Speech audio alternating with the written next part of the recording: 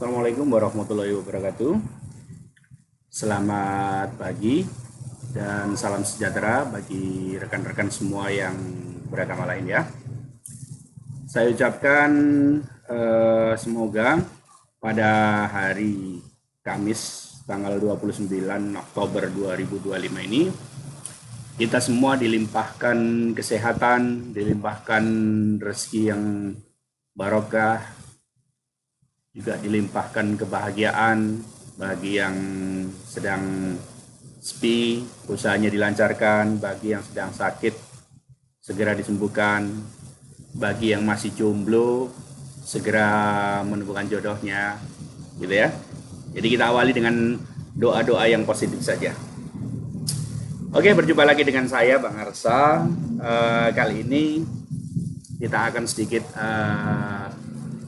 mereview banyaknya locker yang akhir-akhir ini muncul di beberapa grup yang saya kelola ya.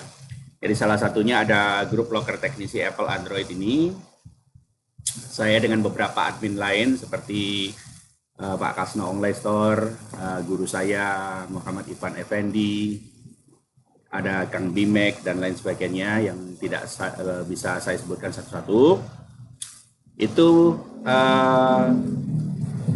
saya berusaha untuk melihat, mereview, terus kemudian mengkaji ya. Dengan banyaknya lowongan teknisi iPhone di level 1-2, ini salah satu contohnya. Ini juga ya. Ini juga level 1-2. Dan masih banyak lagi locker-locker yang lain ya. Di beberapa grup juga yang tidak saya kelola. Saya juga kebetulan bergabung di grup tersebut. Saya lihat perkembangan untuk store yang khusus iPhone itu mulai berkembang pesat di tiap daerah ya. Jadi permintaannya mulai signifikan. Hal ini membuat saya dan tim di NSA, karena FYI ya, for your information, saya sudah bergabung menjadi tim NSA. Kita berkolaborasi antara Arsa Labs dengan NSA Kursus dan Servis AP di Bekasi. Untuk itu kami berusaha untuk concern membantu rekan-rekan itu yang dalam keadaan masih jobless. Untuk kita itu sama-sama menangkap peluang di era ekonomi yang agak sulit sekarang ini ya. Ada peluang untuk kita itu mendapatkan cuan di situ. Kita berkolaborasi dengan Apple Store di daerah-daerah yang sekarang sudah mulai marak ya. Untuk itu kami dari NSA Kursus dan Servis AP yang berkolaborasi dengan saya, Arsa Labs, akan segera launch untuk kelas iPhone level 1-2. Nah, kelas iPhone untuk level 1-2 ini adalah ditujukan sebagai ahli pratama, ya kalau bahasa dari SKKNI itu adalah ahli pratama iPhone. Ya, nanti dilanjutkan ke ahli madya, terus kemudian ke ahli mahir. Insya Allah juga akan kita segerakan. Tapi kita yang melihat potensi dan urgensitas yang ada itu adalah di ahli pratama iPhone atau biasa dikenal dengan iPhone level 1, level 2. Kita tahu bersama bahwasannya kelas iPhone level 1, level 2 itu lebih banyak berkaitan dengan interface ya. Jadi kami berusaha untuk ada penawaran dari kurikulum yang akan kita luncurkan pada saat pelaksanaan kelas tersebut.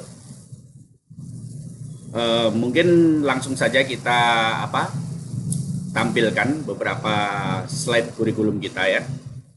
Coba saya screen biar enak bacanya. Jadi untuk kurikulum kelas iPhone level 1-2-nya itu diantaranya adalah di awal kita harus mengenal dulu sistem kerja Apple iPhone itu. Bagaimana dia ini sistem proteksinya, karena di iPhone beda dengan Android ya. Setiap itu kita harus tahu cara memodifikasinya supaya tidak muncul notif, supaya tidak terjadi komplikasi, tidak terjadi panic pool. Nah, nanti kita akan bahas itu juga masalah panic pool, masalah kasus bagaimana dia restart dan lain sebagainya ya. Itu asalnya dari mana? Itu harus dikenal dulu. Terus kemudian tentu saja tidak lupa kita langsung praktek bagaimana untuk bongkar pasang itu secara aman dan disassembly ya. Karena di beberapa Apple Store yang pernah saya itu banyak sekali teknisi level 1 2-nya itu masih tidak menghiraukan masalah safety. Bahkan mohon maaf tidak disclaimer ya, tidak untuk merendahkan rekan-rekan yang lainnya. Ada beberapa rekan ini yang dia ini sampai tidak hafal baut. Nah, ini menjadi concern kita. Jadi nanti di bagian safety assembly dan disassembly ini kita akan tekankan bagaimana kita itu mengenal baut. Ya, jangan sampai terjadi kasus yang tadinya itu ada di meja front desk di depan beralih ke meja level 3 atau level 4 dengan kasus baut terlalu panjang. Akhirnya board jebol, terus kemudian harus ada swipe board. Nah, itu yang akan kita pelajari bersama supaya nanti kerja dari teknisi level 1 2 itu lebih aman gitu ya. Terus kemudian kita akan melangkah ke pengenalan perangkat antarmuka atau interface serta fungsinya.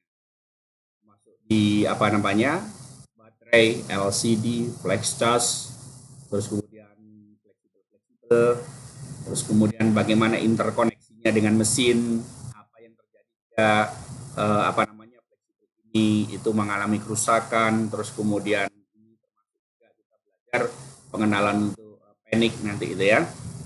Lebih detailnya nanti pada saat praktek itu di hari berikutnya pada saat kita sudah mulai ganti-ganti ini itu nanti kita akan jelaskan juga implikasi atau akibat bagaimana jika terjadi kesalahan terhadap pergantian itu ya. Nah, ini untuk yang di hari pertama, jadi sifatnya pengenalan dulu biar Anda itu masuk ke environment Apple itu tidak istilahnya bingung gitu karena berbeda dengan Android. Terus kemudian di hari kedua kita akan mulai belajar untuk mengganti LCD yang aman seperti apa sih. Terus juga kita akan mengenali jenis-jenis LCD. Terus kemudian bagaimana implikasi kalau misalkan kita ganti LCD dari yang jenis OLED atau AMOLED begitu ya menjadi LCD yang Intel. Itu apa? Jadi nanti supaya kita bisa menjelaskan ke konsumen supaya konsumen ini tidak komplain, jadi dijelaskan di awal. Jadi akad dari akad di awal ini aman begitu ya, tidak ada terlalu drama nanti. Terus kemudian yang kedua kita akan belajar mengatasi sindrom yang biasa terjadi Pro Max, 15 Pro Max yang paling sering itu di 13 Pro Max ya. Seperti green screen, white screen. Kalau rainbow screen itu hampir di setiap tipe ya. Terus kalau three color screen itu biasanya sering terjadi di iPhone 13. Terus blinking ini sering terjadi untuk di jenis-jenis OLED begitu ya. Jenis-jenis OLED di all type itu dia sering blinking, kedip-kedip gitu ya kalau bahasa kita itu. Terus bagaimana mengatasi touchscreen-nya tidak berfungsi atau no touch begitu. Itu nanti kita akan belajar untuk mengatasi sindrom-sindrom tersebut. Nah, yang ketiga kita akan belajar memodifikasi chip EEPROM pada LCD. Untuk kasus notif komponen tidak dikenal, true tone dan lain sebagainya. Jadi kalau misalkan ada ngomong itu IC true tone-nya, nah itu lebih terkenalnya begitu. Padahal dia sebenarnya itu adalah chip EEPROM ya. Itu singkatan dari electrically erasable programmable read on. Yaitu disimpan data true data untuk matriks dari touchscreen-nya, data dari hardware ID komponen, sehingga nanti memunculkan notif komponen tidak dikenal dan lain sebagainya gitu ya. Kita akan praktek di situ. Untuk di hari ketiga kita akan mulai belajar ganti baterai aman. Pemilihan baterai itu yang seperti apa, terus kemudian mana baterai yang support untuk ganti BMS, terus bagaimana tahu dengan MAH segini itu seperti apa, itu nanti kita akan belajar gitu ya. Terus kita juga akan belajar memodifikasi baterai health di iOS 17, 18 dan 26. Jadi kalau misalkan kita ada customer yang minta untuk supaya baterai health-nya dinaikkan lagi, nah itu kita akan pelajari bagaimana. Terus kemudian belajar untuk mengganti BMS atau baterai management system, yang mana biasanya kalau orang kepingin baterainya itu tidak ada notif, tidak dikenal, maka kita harus mengganti BMS-nya itu di sel yang baru, ya. Terus bagaimana jika terjadi BMS-nya ini fleksibelnya putus atau boardnya BMS-nya patah, sehingga kita harus menyelapkan chipnya. Nah, bagaimana memindah chip BMS-nya itu ke BMS lain supaya nanti baterai tetap dikenali sebagai ori dan tidak ada notif. Terus kemudian yang terakhir untuk mengatasi persentase baterai itu yang stuck di 1%. Itu mulai banyak kasus sekarang ya, terutama di iPhone 11, 12 mini, terus kemudian 13 Pro, Pro Max itu sudah mulai banyak sekarang. Oke, di hari keempat kita akan mulai belajar untuk ganti flex charge. Aman ya, tentu saja.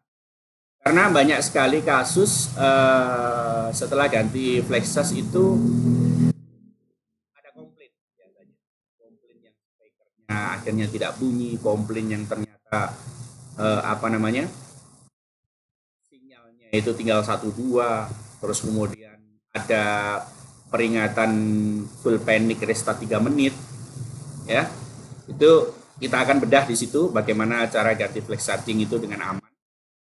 Terus yang kedua kita akan belajar untuk memodifikasi ya. Untuk kasus di mana yang saya sebutkan tadi, speaker bawahnya ini, terus kemudian ada panic full yang kodenya PRS0, TPA1, NEOS, dan lain-lain. Ya.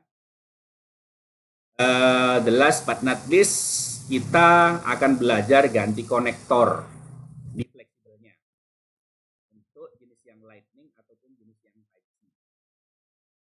Nah, karena kadang untuk menghindari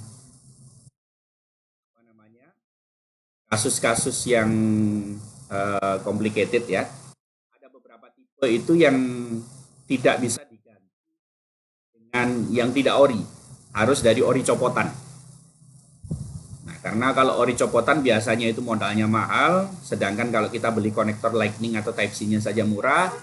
Kenapa tidak kalau misalkan fleksibel yang orinya itu kita biarkan saja, kita hanya ganti konektor Lightning dan Type-C-nya. Itu akan kita pelajari di hari keempat.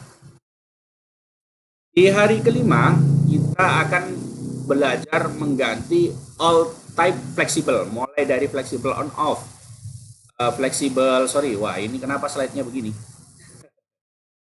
Belajar flexible volume, ganti flexible silencer atau yang untuk notif deringnya itu dimatikan. Itu bagaimana caranya? Terus belajar modifikasi flexible NFC dan wireless chargingnya. Itu yang saya kelupaan ya, untuk melihat panic full atau gejala restart yang ditimbulkan dari beberapa fleksibel yang disebutkan di atas, seperti fleksibel on off untuk di iPhone 11 biasanya itu akan terjadi panic full restart 3 menit dengan kode rear mic 2. Terus kemudian ada restart random dengan unknown, itu ternyata gara-gara dari flexible silencernya ini bermasalah. Terus kemudian random restart pada saat flexible NFC dan wireless chargingnya ini dia terjadi short, kadang bekas air atau apa. Jadi kalau misalkan flexible NFC dan wireless charging dilepas, dia normal. Kalau dipasang, dia itu random restart. Kadang masuk menu, kadang masuk kadang cuma logo, kadang masuk ke pelaminan, ke rumah janda begitu ya. Jadi itu intermezzo gitu ya. Mohon maaf ini slide-nya tadi saya lupa edit begitu ya. Oke, untuk yang di hari ke-6 kita akan belajar ganti backlash all type dengan aman. Untuk menghindarkan bagaimana kasus kita ganti backlash itu ternyata banyak kasus yang baterai meledak. Terus kemudian wireless chargingnya tidak berfungsi. Terus kemudian baterai health tidak muncul gara-gara flex charge-nya kepanasan. Jadi chip yang ada di flex charge-nya itu terutama di seri Romek ya, yang fleksibelnya itu ada IC chargingnya, juga ada modulnya itu. Karena kepanasan dia itu akhirnya bad connect begitu ya, akhirnya dia mengakibatkan baterai health itu tidak terdeteksi. Terus kemudian jadi kita masuk menu lemot begitu ya. Nah, bagaimana cara mengganti backlash itu yang aman, cepat dan tidak ribet gitu ya. Itu akan kita nah, terus kemudian kita juga akan belajar juga modifikasi dari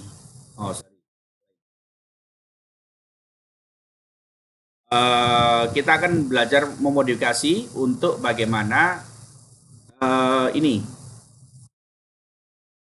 memasang backlash itu dengan aman, yang pada saat terjadi backlash ini dia lebih sempit lubangnya sehingga dia tidak bisa masuk tanpa harus melepas ring kamera misalkan begitu ya. Terus bagaimana kita memilih untuk presisi dari bahan yang backlash-nya kurang bagus. Backlash itu kadang ada yang, mohon maaf, yang murah itu dia agak transparan begitu ya, pasangnya juga setengah mati, kadang dilihat itu jadi miring. Itu nanti akan kita pelajari. Terus kemudian di hari ke-7 kita akan belajar ganti speaker atas. Karena ini juga suatu kasus yang agak sedikit ngeri-ngeri sedap gitu ya. Ternyata Face ID tiba-tiba tidak aktif. Karena kita tahu bersama di bagian flexible speaker atas di situ ada sensor proximity yang menentukan Face ID itu nanti itu bisa digunakan atau tidak. Gitu ya. Terus kemudian kita juga akan belajar memodifikasi flex speaker itu untuk kasus restart, panic full, terus kemudian Face ID yang tadi, bahkan untuk bagaimana cara menjumper fleksibel yang putus. Jadi dari kecerobohan kita gitu ya, pada saat buka LCD ternyata fleksibelnya ini masih lengket di salah satu bagian, terus kemudian karena dibuka tertarik atau LCD-nya itu jatuh atau seperti apa kita nggak tahu ya, akhirnya mengakibatkan fleksibel speaker atasnya itu putus atau sobek gitu ya. Itu bagaimana cara. Terus kita akan juga belajar mengganti fleksibel speaker atas dan pindah komponen termasuk sensor proximity, terus kemudian sensor dari cahayanya, infrarednya, terus kemudian ada modul yang lainnya, termasuk juga untuk port konektor atau FTP-nya, biasanya itu juga rusak gitu ya. Kita akan coba mengganti semua part yang ada itu, jadi dipindahkan ke fleksibel yang baru gitu ya. Di hari yang ke-8 kita akan mulai belajar ganti kamera dengan aman. Jadi, kadang juga ada teknisi yang tidak bisa membedakan antara kamera ori copotan atau tidak. Kadang kita keputusannya beli yang part yang tidak ori. Akhirnya nanti ada komplain, kok fotonya agak kehijauan ya. Terus kadang di foto terus kemudian tidak bisa nyimpan. Nah, itu karena mungkin pemilihan part yang kurang bagus. Kemudian kita juga akan belajar untuk memodifikasi kamera belakang. Supaya di kasus yang kamera bergetar itu kita bisa atasi. Terus kemudian ada notif komponen di beberapa tipe ya. Terutama di 13 Pro Max, 14 Pro, 14 Pro Max gitu. 14 Plus itu kadang sering ada kalau ganti kamera ada notif komponen. Terus kemudian kalau kasus ngeblur, tidak fokus, dan kalau misalkan terjadi fleksibelnya putus, itu bagaimana? Itu nanti kita akan belajar modifikasi. Oke. Di hari ke-9 kita mulai untuk belajar ganti kamera depan. Nah, ini yang lebih menantang ya. Saya yakin ini nanti tidak akan cukup 1 hari untuk melakukan. Jadi kita akan seru-seruan di sini, mulai di kamera depan dan flash ID.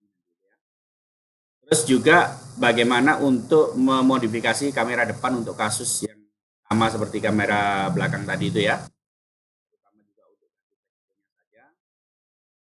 Di hari ke-10 kita masih di kamera depan seperti yang saya katakan.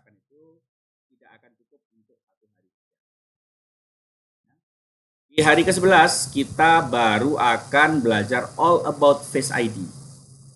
Bagaimana cara kerja Face ID, terus kemudian bagaimana dia itu pengoperasiannya, terus kemudian kita akan belajar modifikasi ID untuk kasus yang tiba-tiba Face ID-nya nonaktif, terkunci fitur anti theft, terus kemudian masalah true depth kamera, NTC, terus kemudian dan kita juga akan belajar ganti flexible Face ID jika terjadi kasus Face ID-nya itu tidak terdeteksi yang bandel. Kita harus ganti flexible Face ID. Bagaimana cara modifikasinya dengan MOSFET-nya, dengan modulnya itu ya. Itu akan kita pelajari hingga di hari ke-12. Jadi insya Allah nanti itu kita akan adakan pelatihannya itu selama 12 hari full. Kita akan belajar seharian itu langsung praktek. Saya bimbing langsung dengan kita langsung melatih hand skill, juga melatih analisa kita gitu ya. Terutama untuk bagian paniknya itu.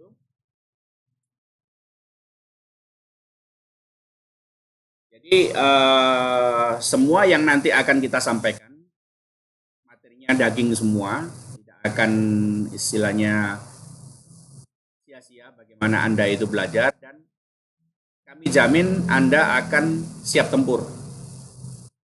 Dan kita juga mempunyai fasilitas untuk menyalurkan kerja. Jadi kalau misalkan Anda itu kita pandang dari ujian akhirnya nanti itu Anda itu lulus dengan bagus, kita akan salurkan kerja dengan mitra-mitra kerja kita, ya. Seperti di ruang Apple Palembang atau di Apple Pix atau di Gadget Care Cikampek itu. Kemarin saya ada permintaan juga ya dari mereka itu, minta tolong ada kenalan teknisi atau tidak gitu. Jadi kita sudah ada mitra-mitra yang siap menampung untuk teknisi level 1-2-nya, atau kita akan merekomendasikan di grup-grup yang saya kelola. Jadi nanti jangan khawatir, investasi Anda tidak akan sia-sia, ilmu yang Anda dapat itu akan berguna untuk selamanya, dan berpeluang untuk Anda itu bisa langsung kerja jika Anda berprestasi dan bisa bekerja dengan baik, gitu ya. Untuk sementara ini saya akhiri sekian dari penyampaian kurikulum kelas iPhone level 1-2 ya, atau ahli pratama. Kita akan jumpa di video-video berikutnya. Tetap dengan Bang Arsa, stay tune ya. Saya mohon maaf bila ada kesalahan karena saya ini hanya manusia biasa. Terima kasih atas perhatiannya. Kita jumpa di lain waktu. Assalamualaikum warahmatullahi wabarakatuh.